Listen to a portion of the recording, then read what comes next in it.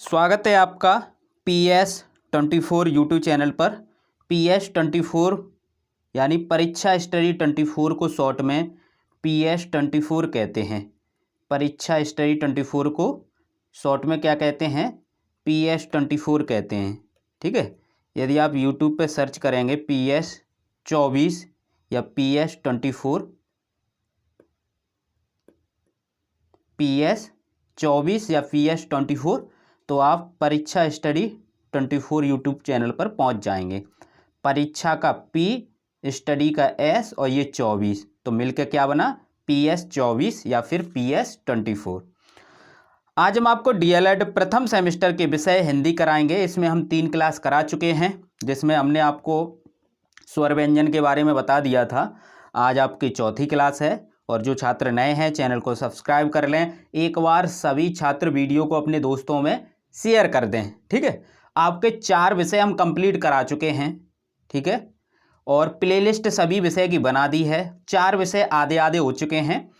ठीक है, तो ये आप देख सकते हैं प्लेलिस्ट बनी है। आज हम आपको क्या कराएंगे, यानी व्यंजन से आगे लिपि बताएंगे। ठीक है, लिपि, और इनसे प्रश्न पूछे जाते हैं। ठीक है, हम आपको आपके सिलेबस के अनुसार और जो पेपर में प्रश्न पूछे जाते हैं उन सब के अनुसार नोट्स बनाकर पढ़ाते हैं। ठीक है, लिपि को समझते हैं, क्योंकि जब आप समझ जाएंगे तो आप पेपर में लिख सकते हैं।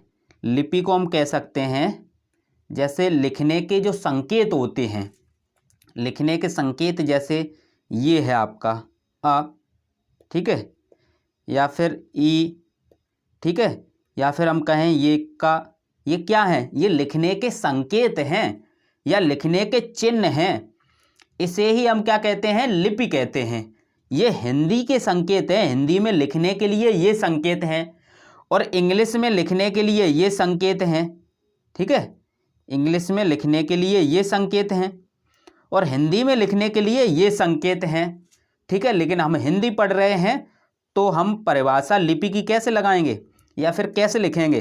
भाषा जिन संकेतों या चिन्हों में लिखी जाती है उसे लिपि कहते हैं। जो भाषा होती है, जो भाषा है भाषा जिन संकेतों में, संकेत हमने आपको बताए ये संकेत हैं, ये आपके जिन संकेतों या फिर इन्हें चिन्ह भी कह सकते हैं, जिन चिन्हों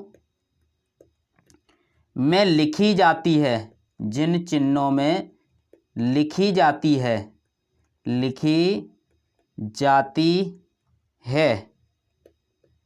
उसे क्या कहते हैं? उसे लिपि कहते हैं। उसे क्या कहते हैं? उसे लिपि कहते हैं। क्या कहते हैं? लिपि कहते हैं। ठीक है, उसे क्या कहेंगे? लिपि कहेंगे। उसे लिपि कहते हैं।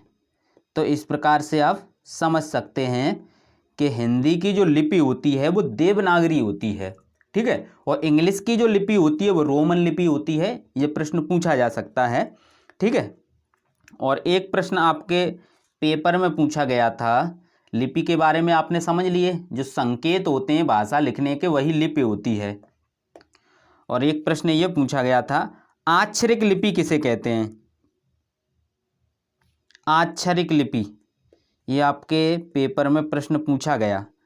आक्षरिक लिपि, आक्षरिक लिपि। आप कहेंगे सर आपको कैसे पता? हमें इसलिए पता है कि आपके प्रीवियस ईयर पेपर जितने भी हुए हैं, ठीक है, उन सबको हमने लिखा है। ठीक है, और पेपर से पहले हम उनको आपको करा देंगे क्रम से। ठीक है, क्योंकि वो इम्पोर्टेंट प्रश्न होते हैं। अच्छे अंक लाने के 2 ही तरीके हैं, सिलेबस कंप्लीट कीजिए और प्रीवियस ईयर पेपर सॉल्व कीजिए। ठीक है, तो प्रीवियस ईयर जो पेपर होंगे, जो हम सरल भाषा में आपको सिलेबस करा रहे हैं उसी भाषा में हम हल करके आपको बताएंगे। ठीक है, पूरा पेपर हल होगा एकदम। तो ये है आक्षरिक लिपि। आक्षरिक लिपि आप लिख सकते हैं कि जिस रूप में अक्षर लिखे जाते हैं, जिस रूप में अक्षर लिखे जाते हैं ठीक है, या जिस संकेत में अक्षर लिखे जाते हैं उसे ही अक्षरिक लिपि कहते हैं। ये अक्षर ही तो हैं, तो ये किस संकेत में लिखे जा रहे हैं? ये संकेत हैं, ये संकेत हैं। तो दोनों का मतलब एक ही है लगभग। यहाँ पर लिपि या अक्षरिक लिपि दोनों एक ही हैं, ठीक है, लेकिन एग्जामिनर आपको फंसाने के लिए पूछ लेता है। तो जिस रूप में अक्षर लिखे जाते हैं या जिस चिन्ह में या जिस संकेतों में अक्षर लिखे जाते हैं उन्हें अक्षरिक लिपि कहते हैं। ये आप लिख सकते हो। तो यहाँ पर क्या लिखेंगे? जिस रूप में या संकेत में या चिन्हों में अक्षर लिखे जाते हैं उसे अक्षरिक लिपि कहते हैं। जिस रूप में, या फिर आप लिख सकते हो जिस रूप या कोष्टक में संकेत कह सकते हो, चिन्ह कह सकते हो, जिस रूप या फिर संकेत या फिर चिन्ह, ठीक है, में अक्षर लिखे जाते हैं, जो अक्षर हैं, अक्षर लिखे जाते हैं उसे क्या कहते हैं? अक्षरिक लिपि कहते हैं। अक्षरिक लिपि कहते हैं। क्या कहते हैं? अक्षरिक लिपि कहते हैं। ठीक है, समझते रहें। और ये सभी प्रश्न हम प्रीवियस ईयर पेपर कराएंगे तो आप देखेंगे ये पूछे जाते हैं, इसलिए सिलेबस पढ़ना बहुत ज़रूरी होता है। और हमने आपको बताया जो हिंदी की जो लिपि है, जो हिंदी भाषा है उसकी लिपि कौन सी है? देवनागरी। ये प्रश्न बहुविकल्पी में पूछा गया है।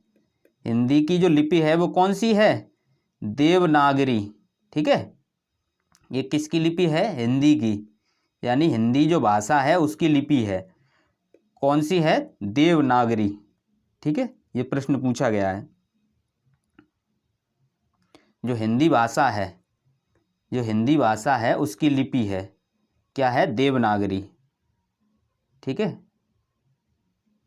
नेक्स्ट देखते हैं।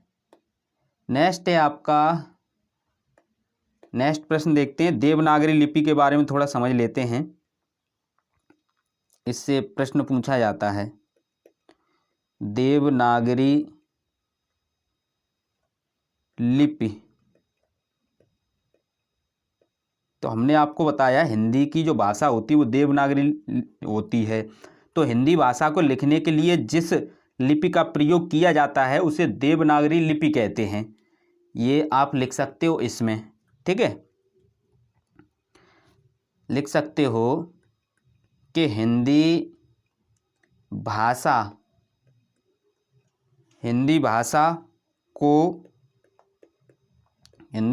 को लिखने के लिए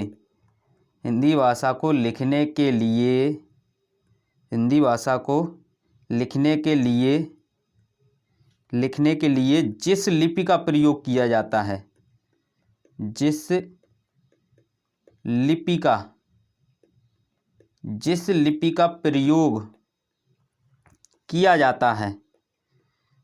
लिपि का प्रयोग किया जाता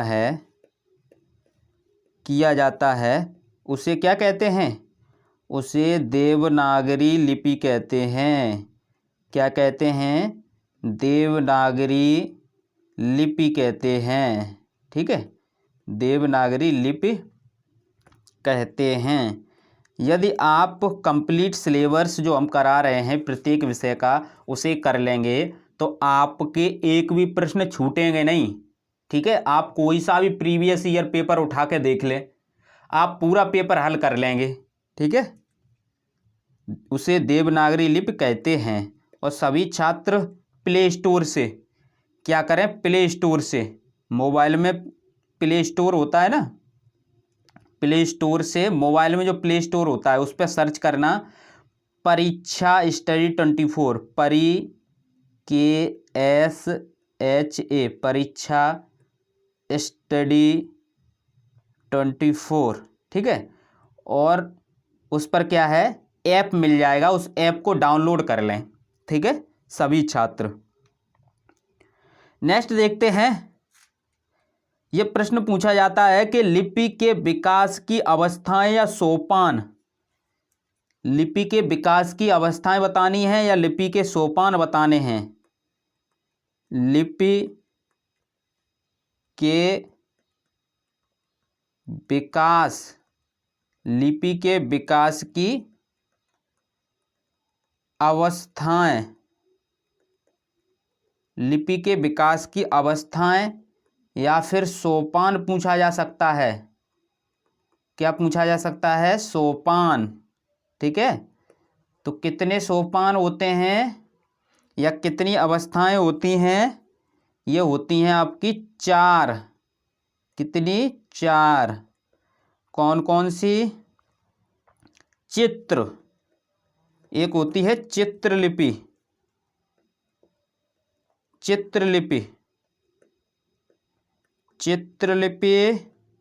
दूसरी है आपकी भाव संकेत, चित्र संकेत लिपि। ठीक है, और तीसरी है आपकी वर्णात्मक, वर्णात्मक लिपि, वर्णात्मक लिपि। चौथे अक्षरात्मक,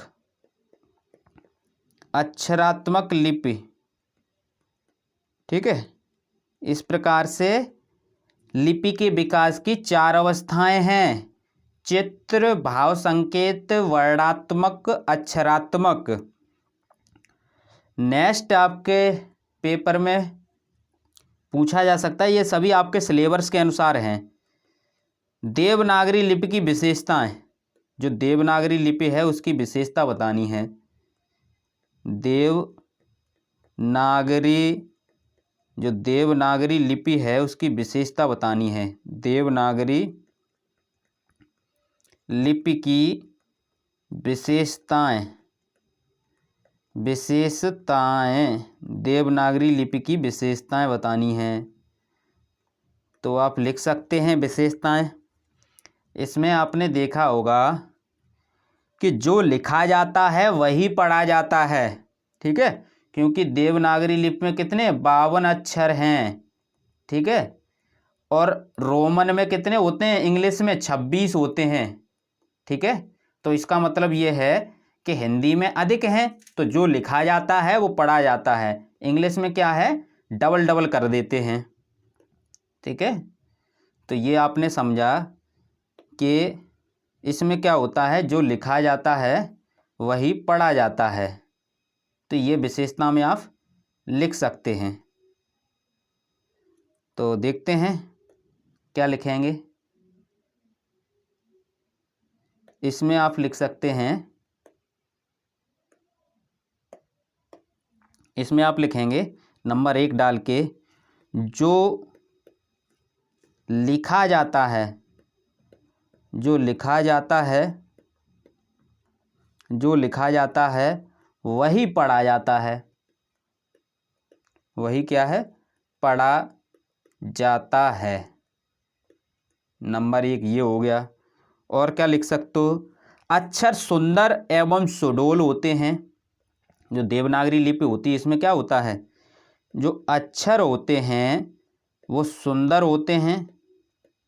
ठीक है, एवं सुडौल होते हैं।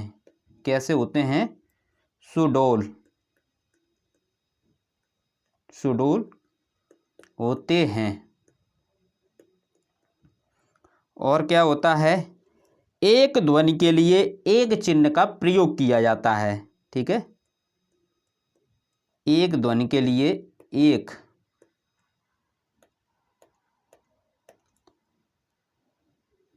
एक ध्वनि के लिए, एक ध्वनि के लिए एक ध्वनि के लिए एक अक्षर का प्रयोग किया जाता है। ठीक है, एक ध्वनि के लिए, एक ध्वनि के लिए एक अक्षर का प्रयोग किया जाता है। एक अक्षर का प्रयोग किया जाता है, यानी एक ध्वनि के लिए एक अक्षर लिखा जाएगा, ठीक है, किया जाता है, ठीक है। और लिख सकते हो, एक वर्ड में दूसरे वर्ड का भ्रम नहीं होता है, इंग्लिश में भ्रम होता है। एक वर्ड में, वर्ड को ही अक्षर कहते हैं, एक वर्ड में दूसरे वर्ड का भ्रम नहीं रहता है, भ्रम नहीं रहता है, भ्रम नहीं रहता है, ठीक है, ये आप लिख सकते हो। नेक्स्ट टॉपिक है आपका उच्चारण से, इससे भी प्रश्न पूछे जाते हैं। नेक्स्ट टॉपिक क्या है? उच्चारण। जैसे हम जो बोल रहे हैं वही तो उच्चारण कर रहे हैं ना, यानी मौखिक रूप से बोलना ही उच्चारण कहलाता है। यदि आपको उच्चारण की डेफिनेशन लिखनी है तो आप लिख सकते हैं कि मौखिक रूप से बोलना, मौखिक रूप से बोलना क्या कहलाता है? उच्चारण, उच्चारण कहलाता है, ठीक है। आपने देखे होंगे छोटे छोटे बच्चे जो उच्चारण करते हैं वो क्या है? तुतलाते हैं, ठीक है। तो वो क्या है? मौखिक रूप से उच्चारण करते हैं ना छोटे बच्चे जब बोलना सीखते हैं। तो कुछ बच्चे तो शुद्ध बोलते हैं, कुछ बच्चे तुतलाते भी हैं, यानी शब्दों को सही नहीं बोल पाते हैं, ठीक है। अब देखेंगे उच्चारण के प्रकार। आपने परिभाषा देखी कि मौखिक रूप से बोलना उच्चारण कहलाता है, तो उच्चारण के प्रकार भी होंगे। क्या होंगे? प्रकार, उच्चारण के प्रकार, ठीक है। तो उच्चारण के दो प्रकार होते हैं। कितने प्रकार होते हैं? दो प्रकार होते हैं। कौन कौन से प्रकार? एक तो शुद्ध उच्चारण, एक अशुद्ध उच्चारण। एक कौन सा है? शुद्ध उच्चारण, शुद्ध उच्चारण। ये डेफिनेशन पूछ ली जाती है, ठीक है, शुद्ध उच्चारण। तो शुद्ध उच्चारण में क्या है? जो मौखिक रूप है उसे शुद्ध बोलें। मौखिक रूप से बोलना ही उच्चारण कहलाता है। यदि मौखिक रूप से शुद्ध बोलेंगे तो शुद्ध उच्चारण निकलेगा, मौखिक रूप से अशुद्ध बोलेंगे तो अशुद्ध उच्चारण निकलेगा। तो यही डेफिनेशन में आप लिख सकते हो। शुद्ध उच्चारण में क्या लिखेंगे? भाषा के मौखिक, भाषा के मौखिक रूप को, भाषा के मौखिक रूप को शुद्ध बोलना। मौखिक रूप को क्या है? शुद्ध बोलना। मौखिक रूप को क्या है? शुद्ध बोलना शुद्ध उच्चारण कहलाता है। क्या कहलाता है? शुद्ध उच्चारण कहलाता है। शुद्ध उच्चारण कहलाता है, ठीक है। कैसे बोल रहे हैं? शुद्ध।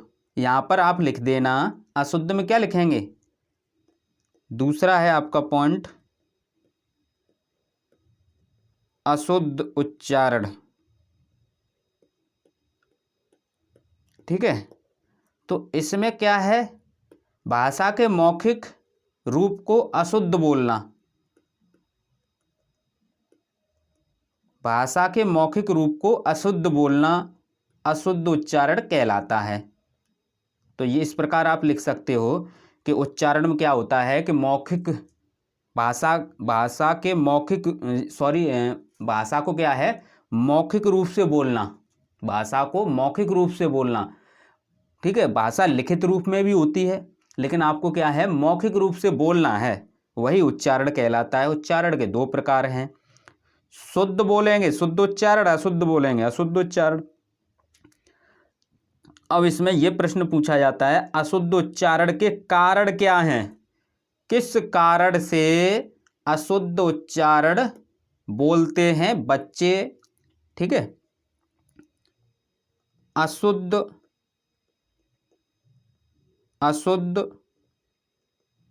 उच्चारण, अशुद्ध उच्चारण के कारण क्या कारण होते हैं? ठीक है, आपने देखा होगा बहुत से बच्चे क्या है, अशुद्ध उच्चारण करते हैं, बड़े भी हो जाते हैं तब भी अशुद्ध उच्चारण करते हैं। तो क्या कारण होता है? ठीक है, पहला कारण सो घर से ही निकलता है। क्या? कि माता पिता के अशुद्ध उच्चारण के कारण, कि माता पिता ही अशुद्ध बोल रहे हैं। माता पिता के अशुद्ध, जब छोटे बच्चे होते हैं, जब जन्म लेते हैं तो उन्हें बोलना नहीं आता है, तो घर वाले ही सिखाते हैं। और प्रथम अध्यापक माता होती है, दूसरा उसके परिवार के सदस्य आ जाते हैं। तो माता पिता या परिवार के सदस्य अशुद्ध बोल रहे हैं तो बच्चा भी अशुद्ध बोलेगा, या फिर हम कह सकते हैं अशुद्ध उच्चारण करेगा। ठीक है, अब बच्चा गया विद्यालय। ठीक है, विद्यालय में क्या है, अध्यापक का अशुद्ध उच्चारण हो सकता है। किसका? शिक्षक का। अध्यापक या फिर हम शिक्षक लिखते हैं, शिक्षक के अशुद्ध उच्चारण के कारण, शिक्षक के अशुद्ध उच्चारण के कारण। ठीक है, ये दो आपको पता पड़ गए। ठीक है, तीसरा ये हो सकता है उसके क्षेत्र में जो बोलियां बोली जा रही हैं वो अशुद्ध हों, या फिर जो क्षेत्रीय बोलियां हैं उसका प्रभाव हो, इसलिए वो शुद्ध नहीं बोल पा रहा है। क्षेत्रीय बोलियों के कारण। ठीक है, क्षेत्रीय बोलियों के कारण। ठीक है, अब कुछ हो सकता है उसके शरीर में विकार हो, शारीरिक विकार के कारण भी हो सकता है, शारीरिक विकार के कारण। ठीक है, शारीरिक विकार के कारण, शारीरिक विकार के कारण, किस भी कारण गले में कोई प्रॉब्लम है या और भी कुछ है, ओंठ फूट, या बहुत से बच्चे जन्म लेते हैं तो ओंठ कटे भी होते हैं, तो शारीरिक विकार के कारण भी हो सकता है। ठीक है, और क्या हो सकता है? अक्षरों और मात्राओं के ज्ञान के अभाव के कारण भी हो सकता है। जब वो उच्चारण कर रहा है तो पढ़ के यदि उच्चारण कर रहा है तो अक्षरों और मात्राओं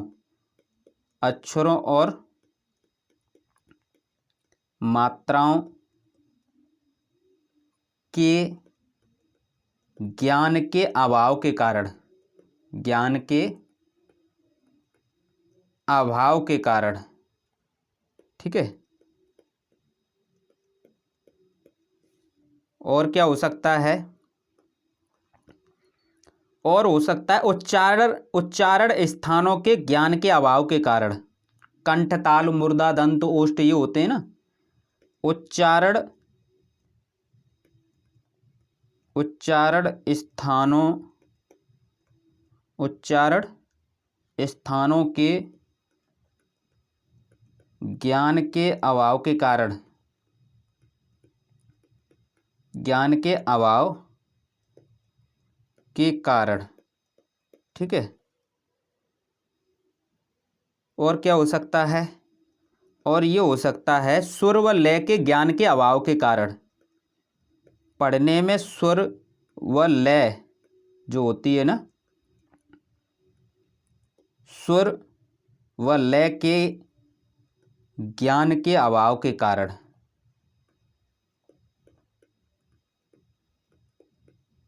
अभाव के कारण।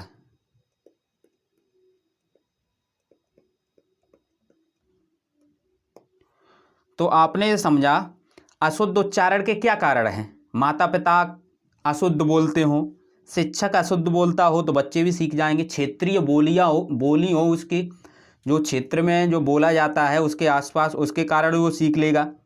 शारीरिक विकार भी हो सकता है। अक्षरों और मात्राओं के ज्ञान का अभाव हो सकता है। उच्चारण स्थानों के ज्ञान का अभाव हो सकता है उसे, ठीक है। स्वर व लय के ज्ञान के अभाव के कारण भी हो सकता है। ये कारण बताए हैं। अब अशुद्ध उच्चारण सुधारने हेतु उपाय, कैसे सुधारा जा सकता है। उच्चारण शुद्ध करने के उपाय, उच्चारण शुद्ध करने के उपाय, ठीक है, या फिर अशुद्ध उच्चारण सुधार हेतु उपाय।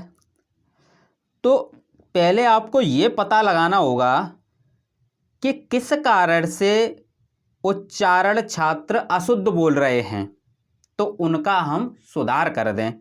जैसे आप लिख सकते हो, माता पिता का उच्चारण शुद्ध होना चाहिए, ठीक है, ये पॉइंट लिख देना।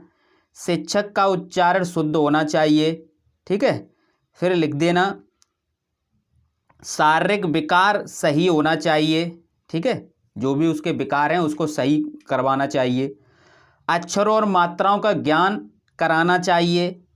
उच्चारण स्थानों का ज्ञान कराना चाहिए। स्वर व लय के ज्ञान कराना चाहिए। ये आप लिख देना इसमें, ठीक है। तो इस प्रकार आप लिख सकते हैं। तो उच्चारण क्या है, छात्र का, या फिर हम कह सकते हैं किसी भी बच्चे का शुद्ध हो जाएगा। जो अशुद्ध उच्चारण था वो शुद्ध हो जाएगा। तो आज के लिए इतना ही। थैंक यू दोस्तों। सभी छात्र प्ले स्टोर से परीक्षा स्टडी 24 ऐप डाउनलोड कर लें, ठीक है। वहाँ पर जो आपकी राजन सीरीज की मैथ की PDF हैं, और भी जो PDF हम डालेंगे फ्री में वहीं पे डाल देंगे, ठीक है। तो वहाँ से आप लिख सकते हैं।